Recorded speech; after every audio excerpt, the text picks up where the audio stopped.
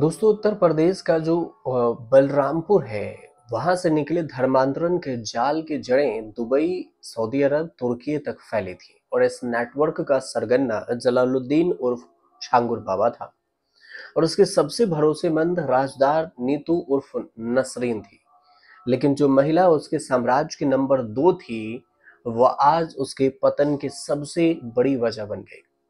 UP ATS की पूछताछ में नसरीन ने जो कबूल किया, उसने देश भर की सुरक्षा एजेंसियों को भी चौंका दिया है। कई सारे खुलासे हुए हैं, आपको एक एक कर विस्तार से बताते हैं। एटीएस को इनपुट ये मिला था कि छांगुर बाबा बेटे महबूब की गिरफ्तारी के बाद देश छोड़कर विदेश भागने की फिराक में था, लेकिन बाबा का यही प्लान उसकी सबसे करीबी सहयोगी नीतू उर्फ नसरीन ने फेल कर दिया। वजह यह ये था कि नसरीन भी बाबा के साथ विदेश भागना चाहती थी, लेकिन उसे शक था कि बाबा उसे छोड़कर अकेले निकल जाएगा और इसलिए वह 81 दिन तक बाबा के साथ लखनऊ के एक होटल में अंडरग्राउंड रही। नसरीन बाबा की पत्नी की तरह भी काम करती थी। आखिरकार एटीएस ने दोनों को गिरफ्तार किया और नीतू मूल रूप से तमिलनाडु की रहने वाली है। मुंबई निवासी अपने पति नवीन वोहरा के साथ पहले बाबा की अनुयायी बनी। इलाज और संतान की लालसा में दोनों ने धर्म परिवर्तन किया। नीतू बनी नसरीन और नवीन बना जमालुद्दीन। धर्मांतरण के बाद बाबा ने उन्हें विदेश से फंडिंग जुटाने की जिम्मेदारी दी।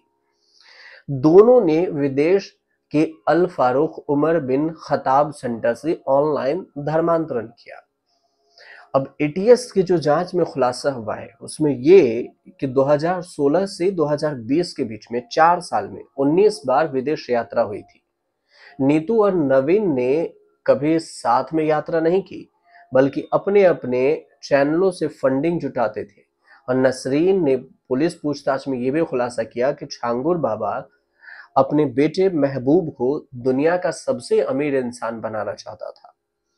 उसने काले धन को सफेद करने के लिए, मतलब ब्लैक मनी को व्हाइट करने के लिए प्रॉपर्टी में तब्दील किया, बिजनेस को जमीन पर तैयार किया था।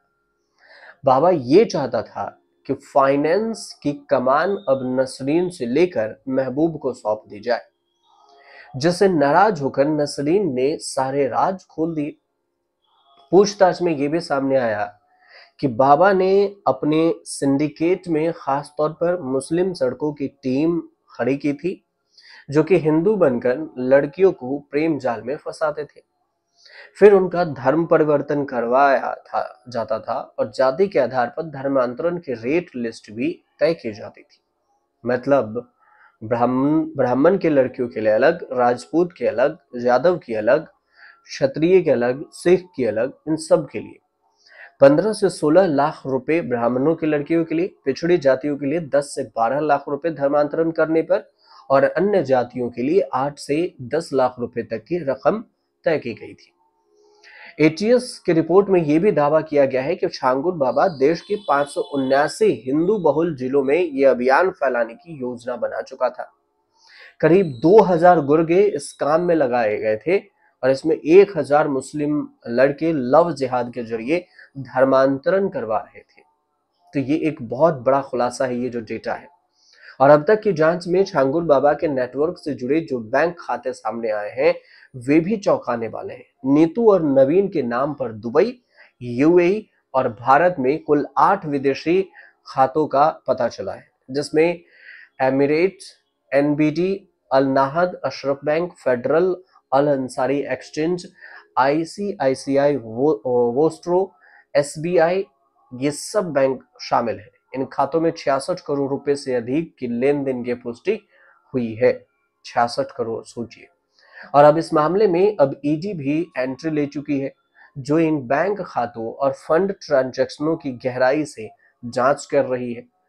बलरामपुर की वही 12 करोड़ रुपए की आलीशान कोठी, जहां से बाबा धर्मांतरण का पूरा नेटवर्क चला रहा था, अब वो भी योगी आदित्यनाथ के आदेश पर जमींदोज हो गया, बुलडोजर चल गया। प्रशासन ने सरकारी जमीन पर जो कोठी बनाने का आरोप लगाया। इसके बाद बाबा की मंडली को 8,55,000 जो वसूली का नोटिस भी दिया और ये भी 15 दिन के अंदर जमा करना होगा, क्योंकि इनके कोठी गिराने में जो पैसा खर्च हुआ वो पैसा भी बाबा से ही वसूला जाएगा।